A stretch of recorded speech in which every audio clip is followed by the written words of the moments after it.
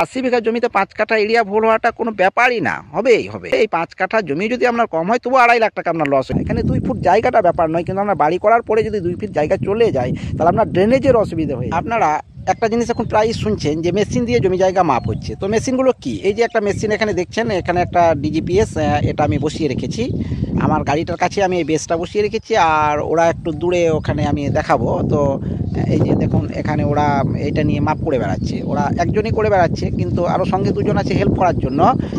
তো একাই মাপ করা হচ্ছে, আমি কিন্তু এখানে বসেই ছিলাম। এখন আমার প্রয়োজন হচ্ছে না, আমার পরিশ্রম কমে গেছে। তাহলে এই যে যন্ত্রপাতিগুলো, এগুলো কি? এগুলো হচ্ছে, এটাকে বলা হয় DGPS, differential global positioning system. আর আরও যন্ত্র আছে, ওগুলোকে টোটাল স্টেশন বলে। আরও অনেক যন্ত্র বেরিয়েছে, ড্রোন বেরিয়েছে। তো এই সমস্ত যন্ত্রপাতিগুলো ব্যয়বহুল, কারণ এগুলো একটা সাধারণ আমিনের কাছে কেনাও খুব মুশকিল, কারণ এটার দাম অনেক বেশি। এটা মোটামুটি 5 লাখ টাকা কমপক্ষে দাম আছে, আর আমারটা তো আর একটু বেশি আছে, আরও ভালো দামের আছে। তো এই 7-8 লাখ টাকার জিনিসপত্র নিয়ে মাপ করতে এসেছি, তো কারণ তো কিছু একটা আছে। কারণ আমরা একটা 300-400 টাকা ফিতাতে মাপ করতাম, আর আমাদের কাছে স্কেল এবং ম্যাপ থাকতো। তো সে ম্যাপটা আছে, স্কেলের ব্যবহারটা কমে গেছে। তারও মানে যেহেতু মোবাইল অ্যাপের মাধ্যমে আমরা কাজ করে থাকি এবং অ্যাকুরেসিটা অনেক বেশি হয়। তো আপনার এখন মনে হবে যে মেশিন দিয়ে মাপ করানোর প্রয়োজনীয়তা কী এবং এর উপকার কী রয়েছে।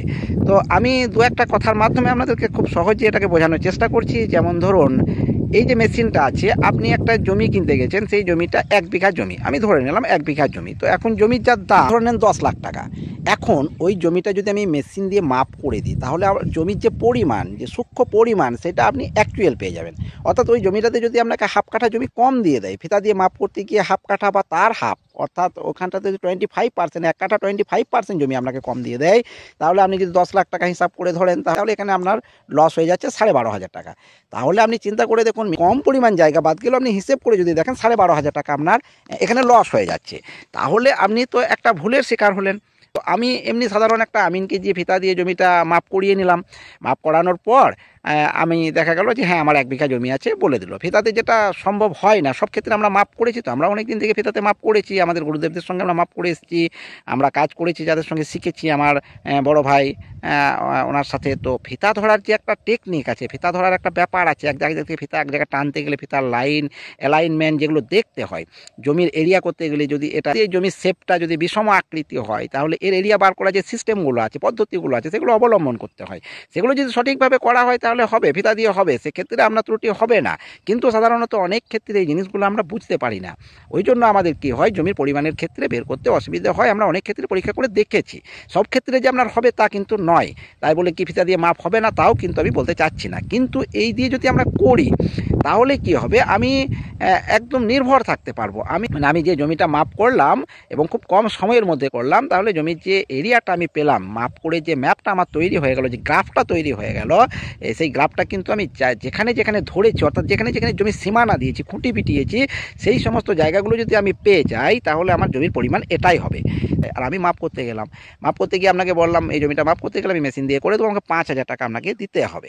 আপনি দেখলেন এই 5,000 টাকা বললো, আমাকে একজন বললো দূর এই জমিটা আমি ফিতে দিয়ে মেপে দেবো, এত দেবার কি দরকার, আমি 2,000 টাকা দেবো। আপনি এখানে 3,000 টাকার ব্যাপারটা দেখতে গেলেন, বা 2,000 টাকা, হয়তো 3,000 টাকা নিল ম্যাপ সহ। তাহলে আপনার এখানে 2-3 হাজার টাকা আপনি মাত্র দেখতে গেলেন জমিটা কেনার জন্য। কিন্তু এই 2-3 হাজার টাকার জন্য আপনার ত্রুটি হলেও হতে পারে, সেক্ষেত্রে আপনার 10 থেকে 15,000 কি 20,000 টাকা তার উপরেও লস হতে পারে।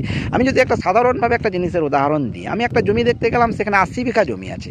80 বিঘা জমি আছে, এবং ওই যে ফিল্ডটা ছিল সেটা মানে বন্ধুর প্রকৃতি, অর্থাৎ কোথাও উঁচু কোথাও নিচু। এই যে জমিগুলো, এইগুলো ফিতা দিয়ে মাপা সম্ভব হয় না, এবং এক জায়গা থেকে এক জায়গায় ফিতার লাইন যখন আমি নিয়ে আসবো, ফিতা একটু একটু করে ছোটো হতে হতে অনেকটা প্রবলেম হয়।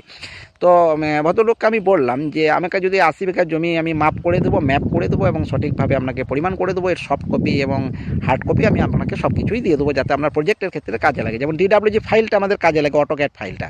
তো 80 বিঘা জমির রেট আমি 80,000 টাকা বললাম। তো 80,000 টাকা বললাম, তো উনি বললেন না, আমার সঙ্গে একটা আমিনের কথা হয়েছিল, সে বলেছিল যে 40,000 টাকা তো আমাকে করে দেবে, তাহলে আমি 80,000 টাকা কেন দিতে যাবো। তো ভদ্রলোককে আমি বললাম, উনি 4 চাকা গাড়ির উপরেই বসেছিলেন, নেমে আসছিলেন না। আমি দেখলাম যে আপনি দেখুন, আপনি এসি গাড়ির মধ্যে বসে আছেন, আপনি নেমেও আসছেন না। আপনার যে আমিন মাপবে, আপনাকে মেপে আপনাকে একটা ম্যাপ ধরিয়ে দেবে। এই 80 বিঘা জমিতে আপনার যদি 1 বিঘা জমিও কম হয়ে যায়, যদি ঠকাবো মনে করে 1 বিঘা জমি কম হয়ে যায়, তা আপনি এসে গাড়িতে বসে আপনি এটা বোঝার আপনার ক্ষমতা নেই, কিছুতেই আপনি বুঝতে পারবেন না এই জমিটা ধরাছোঁয়ার মধ্যে আসবে না। তারপরেও যদি ও কম করব নাও বলে, তবে তাহলে আপনি জমিগুলো কিনছেন কত দামে? তখন উনি বললেন যে 11 লাখ টাকা। 1 বিঘা জমি যদি আমরা চলে যাই 11 লাখ টাকা, আমি ধরে নিলাম আপনার 5 কাঠা জমি যাচ্ছে, তাহলে সেই ক্ষেত্রে আপনার মোটামুটি আপনার তবুও 2.5-3 লাখ টাকা চলে যাচ্ছে। আমরা যদি 5 কাঠা জমি যদি এরিয়া করতে, 80 বিঘা জমিতে 5 কাঠা এরিয়া ভুল হওয়াটা কোনো ব্যাপারই না, হবেই হবে, আমি ভালো করে জানি হবে। তাহলে এই 5 কাঠা জমি যদি আপনার কম হয় তবু 2.5 লাখ টাকা আপনার লস হয়ে যাচ্ছে। আপনি এখানে শুধু 40,000 টাকা দেখছেন, তারপরে আপনি একটা ড্রয়িংটা পাচ্ছেন, সেই ড্রয়িংটা কিন্তু আপনার জমির সঙ্গে হুবহু মিল থাকবে। এই হচ্ছে এই মেশিনের কাজ। আমি যদি এই দিক থেকে শুধু আলোচনা করি, আরও অনেক বিষয় রয়েছে, মেশিনের বহু কাজ রয়েছে, আরও অনেকগুলো বিষয় রয়েছে, সেগুলো নিয়ে যদি আমরা আলোচনা করি তাহলে আমরা আগে দেখতে থাকবো যে এই মেশিন দিয়ে মাপ করার আরও উপকারিতা কী রয়েছে। ডিসপুট ল্যান্ড, অর্থাৎ আমি জমি কেনা বেচার ক্ষেত্রে বললাম ডিসপুট ল্যান্ড, জমি নিয়ে বিবাদ সৃষ্টি হচ্ছে, ফিতা দিয়ে আমরা দূর থেকে নিয়ে আসছি, 2-1 ফুট জায়গা সরিয়ে দিচ্ছি, আমার বাড়ির জলপত্তন থাকছে না, সেই ক্ষেত্রে আমরা সঠিকভাবে নির্ধারণ করতে পারি, সঠিক পয়েন্ট হয়তো মাঠে ঠিক করলাম, 2টি আমিন মিলে করলাম, 2 পক্ষে 2টি আমিন ছিল, আমি ছিলাম এক পক্ষে, আমার অপরপক্ষে আর একজন ছিল, মাঠে সঠিক পয়েন্ট করা হলো, কিন্তু যে অবস্ট্রাকশন হয়ে যায়, বাধার সৃষ্টি হয়, এই যে বাধা সৃষ্টি হলে পরে ফিতা আনার ক্ষেত্রে প্রবলেম হয়, এবং এনে আপনার বাড়ির কাছে 2-3 ফুট জায়গা ভুল হয়ে যেতেই পারে। 400-500 ফিট দূর থেকে ফিতে নিয়ে আসলে 2 ফিট জায়গাটা কোনো ব্যাপার নয় ভুল হওয়া, অবস্ট্রাকশনের ক্ষেত্রে সমতল জায়গাতে নিয়ে আসলেও 6 ইঞ্চি 9 ইঞ্চি হয়ে যায়।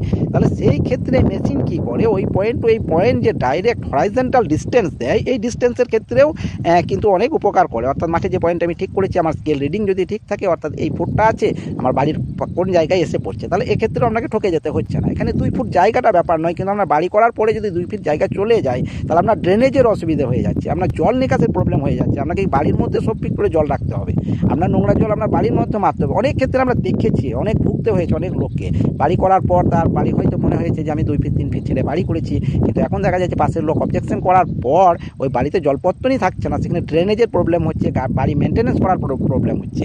তো বিভিন্ন দিক দিয়ে যদি আমরা লক্ষ্য রাখি, তাহলে আধুনিকতার সঙ্গে চলাটাই আমাদের ক্ষেত্রে বেটার আমার বলে মনে হয়।